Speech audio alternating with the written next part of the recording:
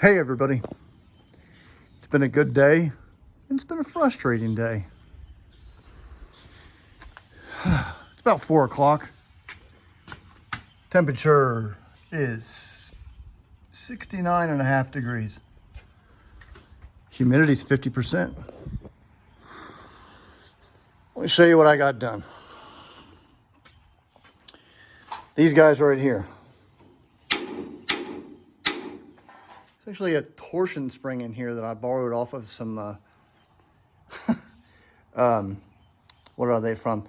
Well, resealing big clip bags for paper, for potato chips or whatever from the dollar store down the street. Those things are nice. They work great. It's one of those things you don't notice on the B-36 until you notice it, and then you can't unsee it. You can see it there dead center. That's exactly where he needs to live. I'll show you what those things do right quick. Hopefully, relatively stress-free. Got a nice donation a couple, 3 days ago. I do appreciate that very much. I try to thank you guys immediately, I guess by an email. But sometimes I don't get the notification until I get the notification from my bank. It's my full intent to thank you guys immediately. It just makes my day whenever y'all help me out. Okay, we're over here. What these things do is apparently these escape hatches are supposed to go nice and back and forth like the wind. Smooth as silk. Mine don't, for obvious reasons. Just gonna hit my lens really quick. I hate to do this in the middle of a video, but yeah, okay.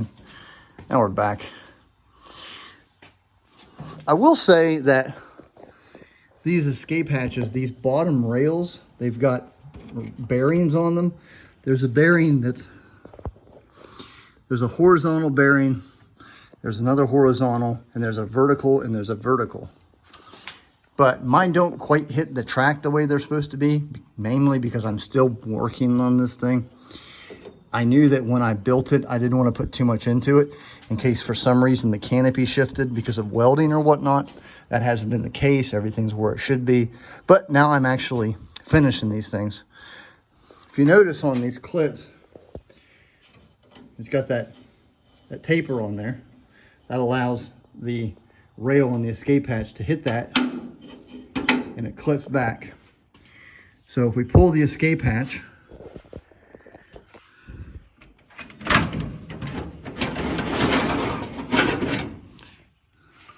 it goes back, and then there. That won't allow it to go forward when you're on the ground and you have a hard stop, or wherever you are and you have a hard stop. And of course, I can't do it with one hand to allow it to go forward. You have to release this. And then, well, maybe. There we go. Oh, you jumped the track. Yeah, blah. It happens. That one sure looks good though. Let's see if it'll work. There you go.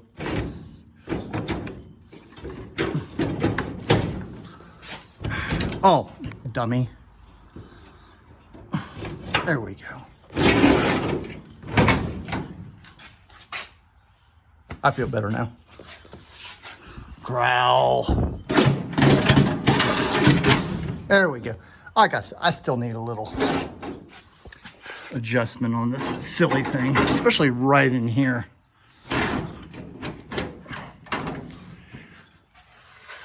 Okay.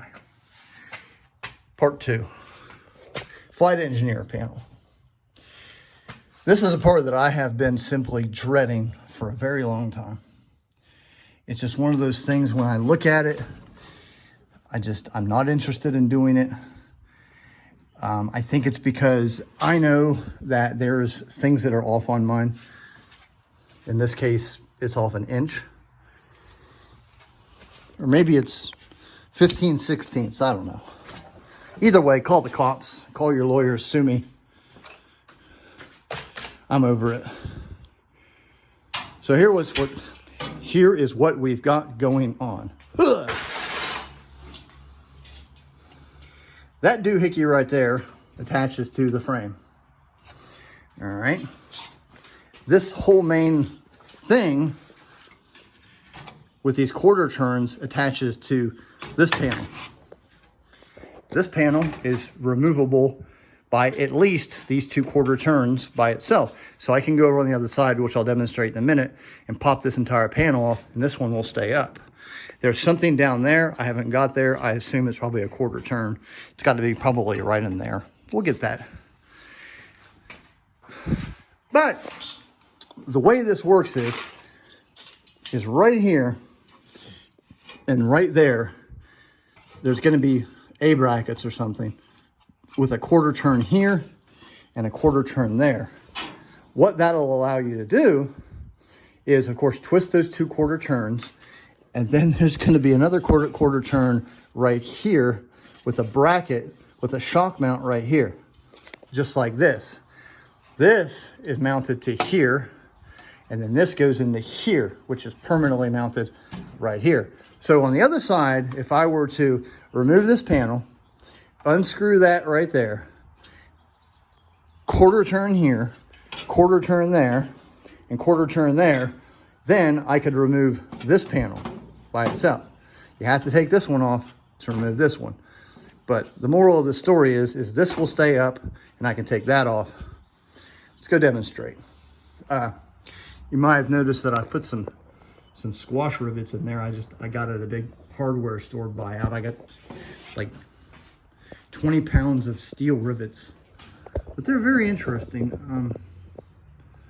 I might have to get me some aluminum rivets and start doing that, because there's just the confidence of those staying in there. Plus they look better. Oh, but what I've done here is this goes straight with the fuselage, which allows room for the D202 to mount right there. And then there's going to be a fairing that goes like that. So let's go over here and hope my screwdriver is sitting over there, and we can pop this thing off, and I'll show you what it does.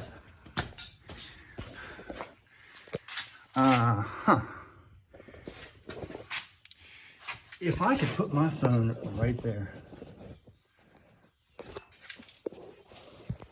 If I could put my phone right there. Can I put my phone right? I can put my phone right there. Beautiful. Here we go. So now I'm walking over here. I'm a ground maintenance guy, and said, oh no, I need to take this off. So what I do is quarter turn here, quarter turn there, and then up under here, quarter turn, and then boom, comes right off there. I'm sure there's some electrical wiring that's going to fall out of here, and just, it's probably not nearly that easy in the real airplane. Now, what holds this panel in, other than the aforementioned quarter turn, and quarter turn, is that screw right there. That's where it screws into the shock mount. So I can unscrew that and then do the quarter turns and then take that off of there. With this removed, if for some reason I wanted to, I could then replace this panel here. It kind of pops up in there on its own and sits there. I don't know if that is a coincidence, or Convair designed it like that, or I just kind of hit the nail on the head the first time around. But either way,